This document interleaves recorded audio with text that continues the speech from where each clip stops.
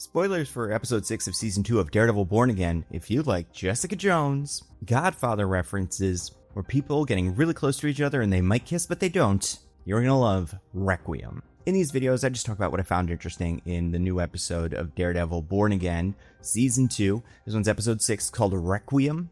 It is our bridge from what I would call the second act into the third act, with the big turning point in the center of the series being Vanessa's death. Then the episode ends with Karen Page getting caught by the task force, and that will lead us into Act 3 of Daredevil Born Again. Also, I'm still unpacking, so not in my studio ready yet. My cat Mortimer is not on my lap. He loved this episode, though, because Daniel Blake mentioned that his mom has a cat. She, likes it on for the cat. This episode will definitely go down as the Jessica Jones episode. That's not to say that she's not in future episodes. She is. But this is the one where she was introduced, and this is the one where we got the first look at her family. But before that, we gotta talk about the dumbest doctor in history. This man has never heard of Wilson Fisk. No one told him over the course of the entire surgery, like, hey, you see that guy who's enormous who just came from a boxing match who's covered in blood? That was from the boxing match. That was from before his wife got impaled. Nobody was like, hey, he might murder you. Honestly, it's a bad job on Buck Cashman. Buck Cashman does a lot of work for the Kingpin. He's very, good at what he does. He'll bury a body. He'll do whatever. But Buck, you just tell this guy, hey, listen, you're gonna want to go in there and do some bullshit. Just don't. Say you're sorry and leave. Go home. That way, you don't have to bury this guy's body later, Buck. That, it's an interesting scene, and it just shows us again, in case we thought that this death had humbled Wilson Fisk, had shown him some perspective, he was going to embrace the doctor. Instead, it's like, nope. Not only is he back to the old Wilson Fisk, he now, as he will say later in the episode, has nothing to lose, so he's gonna do some pretty stupid things, including this. Which, it's messed up for a lot of reasons. One of the reasons it's messed up is that's gotta be the best surgeon in New York City. In New York City, there's no way they just let some guy operate on the mayor's wife. They must fly the best guy in for the tri-state area, and now he's all smushed. However, again, it's kind of on Buck Cashman, and it's kind of on the doctor. Under what circumstances is it okay to go see the grieving family member and be like, I almost got it. So close. It was this close, but then she did die. Oh well, it's sad that they do that. Been real. Peace. So fun little intro. But then we got what everybody was waiting for, the introduction of Jessica Jones. Now, I'm sure there are two big things that people are going to take from this episode, and they're what you'd expect. First of all, we get the introduction of Danielle Cage, which means Jessica Jones and Luke Cage had a kid, which is interesting because we did not see Luke Cage in this episode. We did get the suggestion maybe that he is off doing stuff with the CIA, which we will get to, but first, Danielle Cage. This is a character from the comic books, pretty significant. Two interesting things about her. One, Squirrel Girl was her babysitter, and two, in an alternate universe, she is the new Captain America. So that's why you're seeing all these very misleading articles that are saying, oh, Daredevil Born Again introduced a new Captain America into the MCU, and it's like, technically, yes, but A, she's not from the universe where she's Captain America, and B, she's 3. So, I don't know, man. That's not that significant of a thing to report that way. Especially because the fact that this daughter exists is significant enough. And Jessica Jones has, a house in what I assume is the suburbs. But I think that fight scene was cute. That grenade charges up for way too long. And it was adorable to hear the Jessica Jones sting as she entered the episode. We got a lot of Karen in the episode. Karen's been a pretty big player this season. Now it's really going to ramp up. And you know what? This was more of the Deborah Ann Woll acting bits that I think are good. That I think she puts a lot into it. His character is clearly going through it. I feel for her. And then she just really, really, really hates Bullseye. And I like that there's characters in this show. And obviously Kingpin always does this. Matt does it a little bit. But not very many characters in shows like this just freak out that often. Right, just have little breakdowns. Karen feels like she is realistically reacting to what is happening, not just with the Bullseye thing, but with New York and Fisk and stuff. Other characters are saying it's so terrible what Fisk is doing, but she's the only one that's pulling at her hair and kind of screaming about it in a way that feels genuine. But then we get the full introduction to Jessica Jones. She goes and talks to Matt in the light of day. Again, his costume looks great in the light of day because it's a perfect costume. Also, it's so funny how her costume is just kind of that outfit, which is fine, but it's she could just show up in a hoodie, She could dress it any way she wants. But she's got that Doug Funny closet where it's the same outfit 15 different times hanging next to each other. But okay, so we learn in having this conversation, and this is one of the most important conversations for like the future of stuff, in terms of like, this show doesn't drop a ton of Easter eggs and like do that much like, oh hey, where's this guy over here, like, spoiler alert for the next 2 episodes, not that it matters, or I think anyone would think this would happen, but at no point during the season, at least the episodes I saw, does anybody reference what happened at the end of Thunderbolts, even though it took place there and it's really interesting. And also like the fear motif and all of that, like, you would assume it would come up, but it doesn't. And it feels like, in a way that I think is kind of smart, because they don't have to worry about contradicting themselves. The shows and the movies and even like different shows are kind of siloed off until they all meet again in a big Avengers thing, right? Like, I think that's smart, and I like that there's not a bazillion Easter eggs in this show. But we do get this explanation that at some point, Mr. Charles, who Jessica says by name, came looking for people with superpowers and recruited them for something. Is it the Thunderbolts? Probably not, because they never talk about Luke Cage. However, because we know Mr. Charles works with Val, if Val did recruit Luke Cage for some of her special ops, and eventually got to the point where, like in the beginning of the Thunderbolts movie, she's like, alright, I gotta get rid of all these guys. He's the one you can't burn to death, so maybe she was like, I won't kill him. I'll let him go. But like, I don't know, don't expect confirmation, at least in this show, with like flashbacks of like, here's what Luke Cage has been up to. But the thing that I find the strangest is that Luke Cage, I guess, went with that. Like, went with Mr. Charles to be part of some sort of CIA hit squad. And like, clearly Mr. Charles is a bad guy. Like, he is running guns and destabilizing governments, and I assume that's what they're sending Luke Cage to do. Luke Cage isn't stupid, so I don't understand why he's doing it. And then I double don't understand why they sent people to kill Jessica or blow up his kid. Because if you follow Mike Coulter's Twitter account, you may put together the idea that maybe Luke Cage may show up in the future, and if that's the case, it would be a wild move for someone, especially someone like Mr. Charles, who is mad at Fisk, and like, Fisk is his main problem. Jessica Jones, all she's done this season is just kind of look into some of these people using like investigative skills. But to go to her house and try to blow up her kid? I have seen the next 2 episodes, and I still don't understand why they did that. But whatever, it leads to a very fun fight scene where Jessica beats up some guys. Well, Daredevil also beats up some guys. I love the choreography of this fight, and specifically, I love shots without editing where 2 superhumans are doing different superpowers in the same shot, like against different people.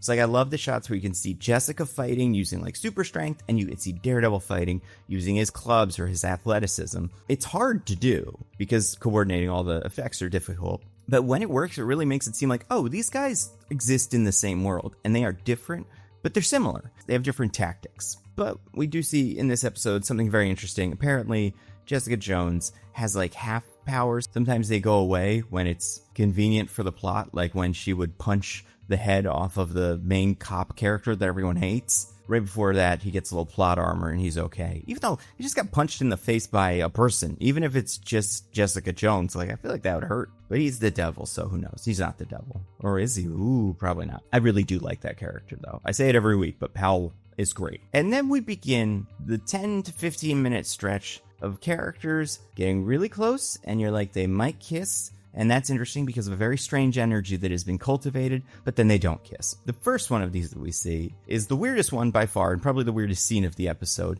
And because of that, maybe my favorite, just because it's so interesting. It's between Heather and Buck, again, 2 characters I could not have cared less about last season, and now I'm excited to see interact together. First of all, Heather goes in and steals a piece of Vanessa's jewelry. Now, I don't think she would, like, be in trouble for that. Like, I'm sure if she told Wilson, like, I just want to have a piece of her to remember, he'd give it to her. Part of me wonders, is she trying to get caught? Is she trying to break a rule and be bad? Or just like to steal things? I don't know. But she does. Buck finds her. And when she talks about how Muse almost choked her to death, Buck Cashman says the very Thrag line, "Show me, show me."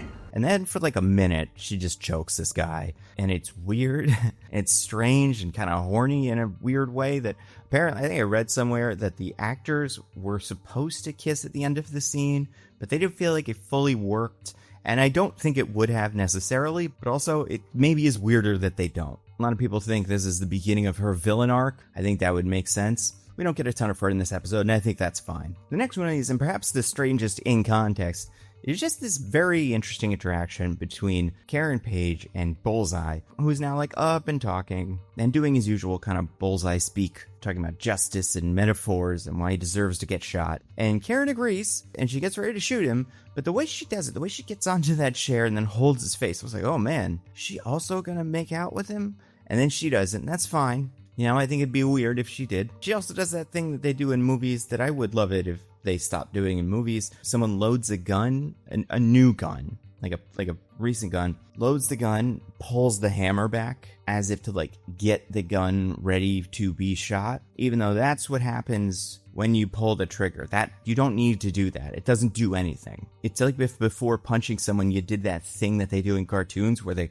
wind their arm up a lot. It's like that's not really going to affect the thing. You're doing it to look cool, and I appreciate that. And then Matt stops Karen from killing him. I get why Matt has to do this in a kind of weird way, but I feel like probably saying, hey Karen, don't shoot him, is better than tossing the baton, because if she reacts quickly, she'll still kill him. But it works. She does not kill Bullseye, who is loving all the fighting because he's a maniac, he's chaotic, and he's great. Also, like, I think I've said it before, but like Wilson Bethel was one of the actors who was, it seems, close to getting the role of Captain America over Chris Evans. And I don't think he would have been a better Captain America necessarily, but I do think he's shown a lot more personality this season. Not that he didn't have personality in season 3 of the Netflix show, but now I'm just getting the sense like, oh, I can see why this guy has charisma. I can see why people could see him as Bullseye or Captain America. Because, like, I don't know if I could see Chris Evans as Bullseye. Love that Daniel Blake's mom is doing MLM. Also loves that she has the red Fisk flag,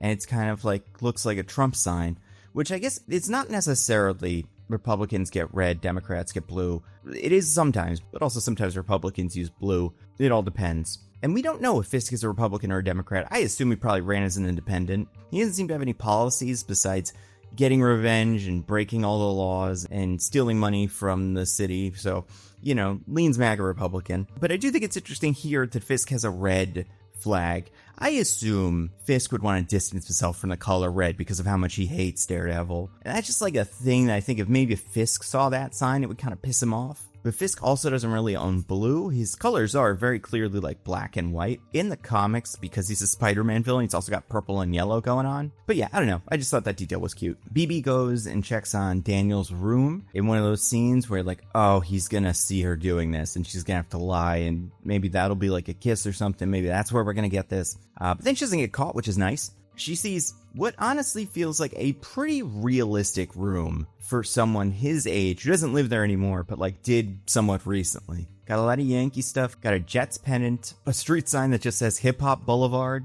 Like, I appreciate how realistically tacky Daniel Blake is. The same way I like that his new apartment has one poster from The Godfather and nothing else. Very real. The only other things that like his apartment would have, and wouldn't have necessarily both from this universe, is like a PlayStation just sitting on the floor and the Infinity Gauntlet toy that costs like $100, just like on a mantle somewhere. But that is the guy living by himself for the first time starter kit. And yeah, you know, I don't hate the BB Daniel relationship. I'm air quoting here because like originally I did think she was fully just working him. Now, like, I'm not sold on that. I think she does kind of like this kid, and B, I think he's kind of charming and I'm sure he hates being compared to this, but like in a Tony Soprano kind of way, where you're not like, he's a great guy who everybody's gonna like, but you do see like a certain amount of charisma and a lot of humanity. And I think it's interesting that at this point, it's really not clear how much BB is actually in. Also, this is where we get the cat mention. She,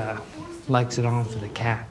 I don't do that with my cats, but I'll probably start if it helps them not fight at night. We also get another classic Mr. Charles scene where he seems really, really casual, but then he gets really serious. And it's fine. Karen puts on a new silly wig, and we move on to the finale of the episode, which is a big confrontation at what I believe is City Hall, and then just a straight up fight between Fisk and Daredevil. Couple of details about this. First of all, love the fight between Fisk and Daredevil. Real mean, does a really good job of highlighting what each one of them can do. Matt's faster and has more skill, but Fisk is stronger and also a solid fighter. And as always comes up when people talk about Kingpin, even though he looks like he's fat, he's 500 pounds of muscle, like that is why he's able to punch through some bricks, even though I do like the detail that when he does it here, it hurts. And he's like, ow, because that would hurt, even if you could do it. I think Matt has a very funny pose that he uses when he is talking to Fisk for the first time, like before the fight starts. It reminds me of how like a male model would stand. I don't know what it is. If anybody can like nail this down, explain it to me in the comments or on Twitter or whatever, because I'm confused. because it's an interesting pose for Daredevil to take in a moment right before he's about to fight his arch enemy for what he thinks is maybe the last time. At the same time, the good guys made a little video of all the people talking about their experiences with the Safer Streets Act and being kidnapped and imprisoned, and they project that onto the walls of City Hall during the protest, where everybody has either little homemade Daredevil masks or like what I assume are the prop Daredevil masks that you can buy from Hasbro for like $100. Because I think if he existed, those would exist. Like Hasbro would still make them. If it's anything like in the comics, the way it usually works, at least with Spider-Man merchandise, is Kingpin owns all of it. So every time someone buys a Spider-Man Halloween costume or a Spider-Man toy, Fisk gets a little something something. It's very funny. And it's a very fun moment when he admitted that in the comics. But anyway, everyone's here. They're doing the protest. We get the videos. I just want to point out, I don't think I've said this yet. This is something I've definitely thought the entire time. It has been something the characters have been saying. I wish Resist Rebel was something more interesting. I like the idea of resisting and rebelling, don't get me wrong, but it just feels so first draft for like a specific thing for the people in this city to chant. And like they have slogans, they have motifs, right? Like Fisk, that's on some posters. We do the city without fear thing. I think it would sound more right if the people just said no fear or something like that instead of resist, rebel. Or if they just said resist, I think it would be fine. But there's something about resist, rebel, where A, it doesn't work in the rule of threes, like it feels like it's missing something, and B, it just feels quite generic. Then we get a Godfather reference from a character who definitely thinks about life in terms of Godfather references. I know it was you afraid of which is a reference to the cowardly son who betrays the family. Spoilers for the Godfather movies. And then during this scene, we also see what maybe is the start of Cole's character arc, which is happening far too late in the show for it to be worth him being an adaptation of the Daredevil character Cole North, who is so different from this character, but still were he to become like a good guy in the future, you kind of see the gears turning. Then there is one big loss in this episode that honestly, I feel like I felt more than like most character deaths on this show. Like when the police chief got his head exploded at the end of season 1 of Born Again, I was like, oh, that's a bummer. Or when Buck Hashman shot the informant 2 weeks ago, I was like, no, it's sad that he got shot. But when Wilson Fisk threw Daredevil into the painting, I was like, oh no, that's the painting. You can't destroy the painting, especially now that Vanessa's dead. But even if she's not, like, that thing has been there since the beginning of the show, the Rabbit in a Snowstorm painting. It has just gotten more significant as more time has gone on. Then they got blood on it, and that's part of it, and that was interesting. And that kind of almost felt like ruining it, but now it's like, no, actually, that's an evolution of this symbol. It's really smart. And then he destroys it in a fight with Daredevil because he has nothing left to lose. So, again, the logical next step for that symbol. But still, like, made me feel more emotions than many character deaths on this show. And Karen is arrested, which is interesting. I was genuinely wondering, I couldn't remember, like, how do we get to the end of this? Knowing where the show ends. And it's like, right, Karen needs to get caught. But I really like where the show is now. I like how heavy-handed it's getting. You know, it's not quite the boys' level of heavy-handed. Have you seen the memes about me? Posting them should be a crime. But it is not shying away from clearly being based on real-world events, and I respect that. I think Jessica Jones is fun here. Honestly, not as much of her as people are probably expecting, but don't worry, she'll be back. I think everything we learned about her family is kind of confusing, and I loved all the bizarre sexual tension that cropped up this episode. Next week we have episode 7, which is called The Hateful Darkness, very dramatic. And that title reminds me, darkness, like light, dark, Twilight, of a video I watched recently by a creator I really like called Captain Midnight, and a video is about Rod Serling, the creator of the Twilight Zone. You've probably heard me talk about it in videos like this before, but I'm going to keep talking about it because I still think it is cool. And in the series, Showrunners, Captain Midnight goes over the history of Rod Serling, how he came to create the Twilight Zone, what values he tried to imbue in that series, and why it became so iconic, why it has withstood the test of time. And it's a fascinating video, and you can watch that along with all my videos early and ad-free, and tons of other exclusive stuff on this video sponsor, Nebula. Nebula is, say it with me, a subscription streaming service that I and a bunch of other really cool people helped create. Nebula has evolved so much over the last 7 years. Sure, you can still watch all my videos early and ad-free. You can watch videos by a bunch of other creators you probably already love. But one of the most exciting things about Nebula is our original programming. Tom Scott has a new series called England, where he goes to every English county to find something interesting. is you check out this first episode where Tom Scott goes to Leicestershire and he visits a bell making factory. You see the entire process, learn how bells are made, and it is not how you would expect, especially since this bell making factory is hundreds of years old and they're still working with some of the same techniques from a century ago. Tom Scott even gets to use a sledgehammer to break one of the bells a little, because shockingly, it's hard to do. It's hard to use a sledgehammer to break an enormous bell. And each episode of England is going to be on Nebula for a week before it goes anywhere else. On top of that, we got a series that I love watching called Abolish Everything, where someone, maybe a comedian, maybe another YouTuber, makes an argument for something that should be abolished. They state their case, they make a very funny PowerPoint, the political establishment gets to weigh in, and then the audience decides what deserves to actually be abolished. This week they did the championship for the second season. They had a ton of really funny people on it. I've never been on that show, maybe sometime in the future. I think I'd be a fun abolitionist. And then later this year, although hopefully not too much later, Nebula's first original dramatic scripted series, Subliminal, comes out with the episode that I wrote, which I cannot wait for you guys to watch. Nebula is the best way to support all of the creators you already love and all the creators you don't know you're gonna love, but then you're gonna love them when you see them on Nebula. You can also download the videos to your phone, which saves you data when you're not at home, and there are not AI videos on Nebula, so this isn't gonna be like YouTube where you go on and you watch a video in a minute or two and you're like, something's off here, and then you realize like, oh, this video is AI.